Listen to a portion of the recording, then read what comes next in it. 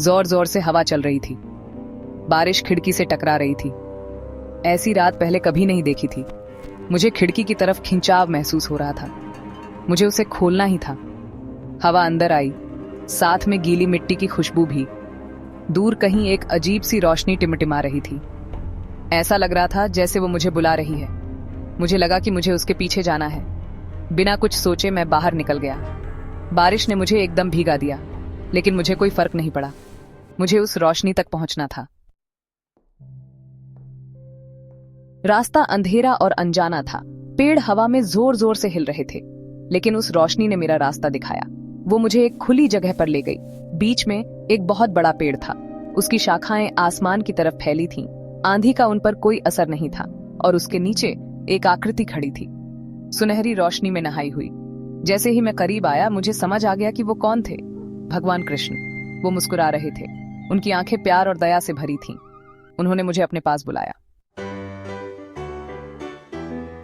आओ बच्चे, उन्होंने कहा। उनकी आवाज एक सुखदायक धुन थी। मुझे कोई डर नहीं लगा, बस शांति महसूस हुई। मैं उनके चरणों में बैठ गया। मेरा दिल श्रद्धा से भर गया। उन्होंने जीवन के बारे में, प्यार के बारे में, दया के बारे में बात की। उनके शब्द सरल थे, फिर भी बहुत गहरे। उन्होंने कहा कि हम सब जुड़े हुए हैं। हमें हमेशा नफरत से ज्यादा प्यार चुनना चाहिए। कभी किसी को नुकसान मत पहुंचाओ बच्चे, उन्होंने कहा। उनकी आंखें चिंता से भरी थीं।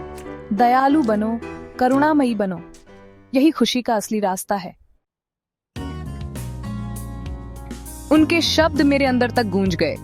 वो मेरी आत्मा के लिए मरहम थे।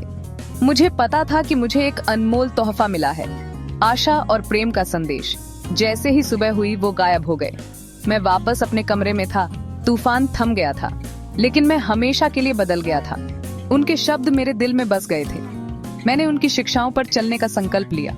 जहां भी जाऊं, दया और प्रेम फैलाऊं, क्योंकि मुझे पता था कि भगवान कृष्ण हमेशा मेरे साथ हैं, मेरा मार्गदर्शन कर रहे हैं, मेरी रक्षा कर रहे हैं।